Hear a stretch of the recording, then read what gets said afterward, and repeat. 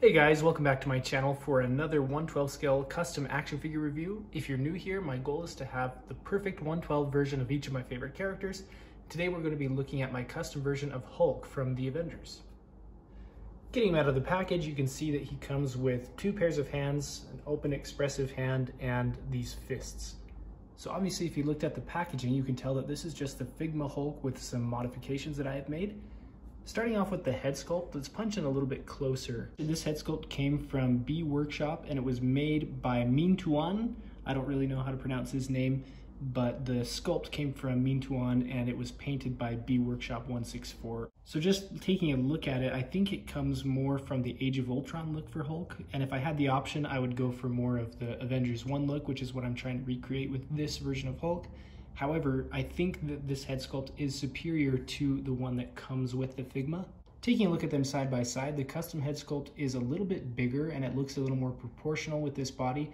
Obviously, once we get up a little bit closer, you can see that the paint is a little bit more custom looking on the left, whereas this is just molded in the same color plastic as the body on the right. And I have made a few modifications to this head sculpt as well. If you look at the eyebrows, I have taken an X-Acto knife to them to give them some texture and then repainted them. And I have also repainted the mouth and added some gloss to the teeth. The Figma sculpt on close inspection is a little bit softer in terms of the sculpt work, and this one is a bit sharper, so I like that a lot too. It's also worth noting that the figure looks its best under natural lighting, so I'll just turn off these bright lights here to show you what that looks like. Already you can see a major difference.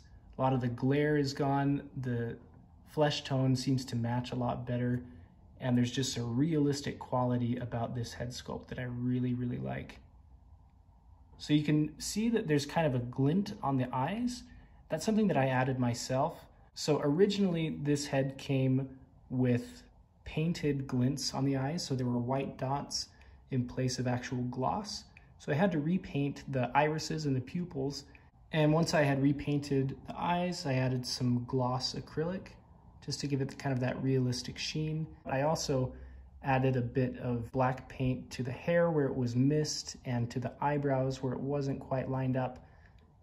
And in the end, I think it turned out amazingly. Now getting into the body detail, all of this body hair, the nipples and all of the arm hair and the hair on the hands, the legs and the feet, I added all of that hair with some acrylic paint, very watered down blackish green acrylic paint. The shorts come from 1/6 scale brown pants that I picked up from 16thkit.com, and I just modified them to be able to work as 1/12 scale Hulk pants. So obviously I cut off the bottom of the pants at the knee and I weathered them. I added a bunch of dirty looking paint to them. And I also had to completely hem where the waistband of the pants was. So I had to completely remove the waistband, cut down the pants, and then reattach it by hand stitching it. So all of these stitches here at the bottom are the stitches that I added to reattach the waistband. I also added a tiny little stud there. Originally I had a big button, but I figured that that wouldn't necessarily work in scale. Also, these belt loops and the thickness of the waistband isn't ideal because it's more 6 scale than 1/12 scale pants. It wouldn't really make sense for Bruce to have a belt that was this thick before he transformed into the Hulk, but it gets the idea across and I think it looks pretty good. So to get these pants to work with the sculpted pants that he already had, I had to cut off the waistband of those plastic shorts, which you can see here, so that this wouldn't interfere with that and it wouldn't look too bulky. I also had to shave off some of the tattered ends of his shorts, which were originally made of plastic. And I would like it if these were a little bit tighter, just to show that he's really barely squeezing into these. They are kind of loose, but that does allow for pretty good articulation. So going over articulation, his head can move all the way up, can move down a fair amount.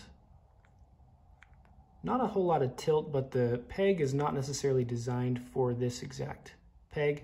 I don't know why they didn't do that, but I have to use blue tack to get it in there. The head can swivel all the way around if you want it to. The shoulders, you can actually completely disattach the arms to see what the articulation looks like. Push those in. His shoulders can move up, can move to the side this much, can move back. And if you want to pull it out, you can rotate them all the way around, 360. His elbows are on a single joint, but they get enough and it looks decent. One of my favorite things about this figure is that he looks as good as he does when he can get that amount of ab crunch. You do have to kind of make sure that he doesn't catch on the original plastic crotch piece, cod piece, loin piece, but he can move forward that much. He can't move back a whole lot, if any, as far as I can tell, but he can swivel side to side like that. So if you've ever watched a review of the regular Figma, you'll know that the lower legs tend to pop out quite a bit.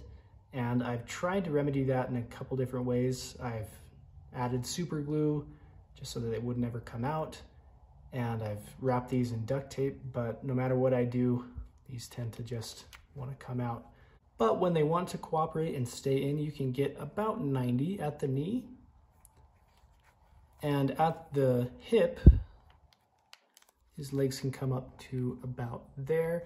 Combining that with the ab crunch, you can get Hulk into a decent sitting position. At the ankle, he's got this very large exposed joint, which I'm not a huge fan of, but it does allow for good range of motion, and he's got a toe joint as well that I haven't really ever used in posing, but I'm sure it would be useful. I would actually prefer it if he didn't have these huge, humongous joints at the toe and at the ankle, because I prefer to have him in a standing stoic kind of pose. However, it's not that big of a deal, especially when he's behind other figures because you don't really see his lower legs. Here's how Hulk compares to a couple of his fellow Avengers. We've got my custom First Avenger Captain America on the left and the Comic Cave Iron Man Mark 46 on the right. As you can see, he stands significantly taller than them, but maybe not quite as tall as Hulk should be in comparison to just standard humans. He stands at a little bit less than 8 inches tall, but that doesn't really bother me because I prefer more realism, and the smaller Hulk is, technically, the more realistic that would be. And that will wrap up this review of my custom Hulk.